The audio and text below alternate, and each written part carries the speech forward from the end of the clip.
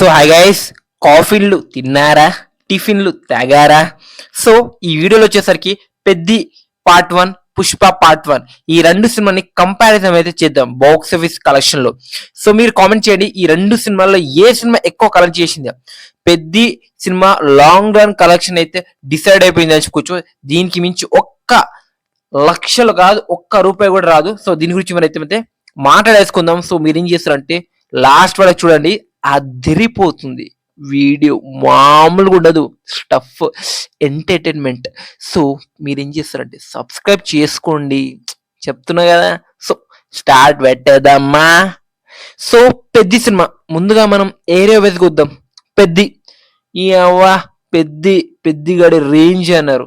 Peddi cinema day 1 నైజాంలో వచ్చేసరికి 15 నుంచి 16 కోట్ల షేర్ మధ్యలో అయితే రాబట్టింది అని చెప్పొచ్చు. ఇది మంచి కలెక్షన్.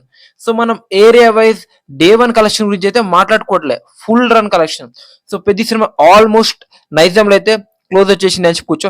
56 కోట్ల షేర్ అయితే కలెక్ట్ చేసింది అని చెప్పుకోవచ్చు. సో ఇక్కడ మన పుష్ప పార్ట్ 1 వచ్చేసరికి 43 కోట్ల షేర్ కలెక్ట్ చేసింది.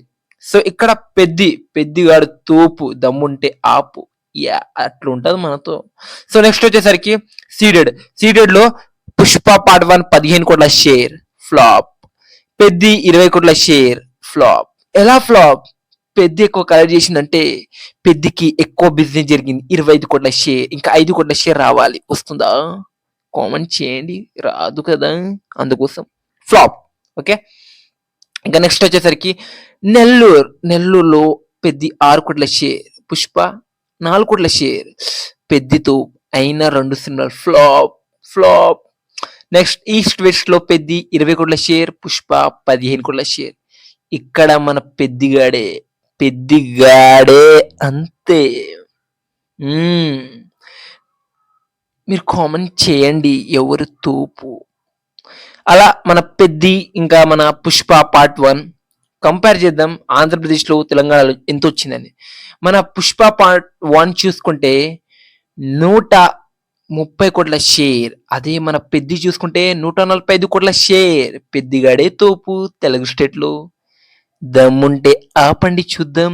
ఇక నెక్స్ట్ కర్ణాటకలో 25 కోట్ల గ్రాస్, 12.5 కోట్ల షేర్. పుష్ప పార్ట్ 1 అదే మన పెద్ది 22 కోట్ల షేర్, సారీ గ్రాస్. షేర్ చూసుకుంటే 14 కోట్ల షేర్. ఇక్కడ మన పుష్పగాడు తగ్గేదిలే, ఎవడైనా ఆపుతాడా? కామెంట్ చేయండి చూద్దాం. ఇక నెక్స్ట్ కేరళలో బాయిని కొట్టేవాడే లేడు. ఎందుకంటే కేరళలో పుష్ప పార్ట్ 1 వచ్చేసరికి 20 కోట్ల గ్రాస్, 11 కోట్ల షేర్. అదే పెద్ది చూసుకుంటే 4 కోట్ల గ్రాస్, 1 కోట్ల షేర్. అర్థం చేసుకోండి, పుష్ప ఆపగలరా? తమిళనాడు 25 కోట్ల గ్రాస్, 12 కోట్ల షేర్. పుష్పగాడే. పెద్ది కేవలం 10 కోట్ల గ్రాస్, 5 కోట్ల షేర్. చిచి, పుష్ప తగ్గిదిలే. నెక్స్ట్ మన బాలీవుడ్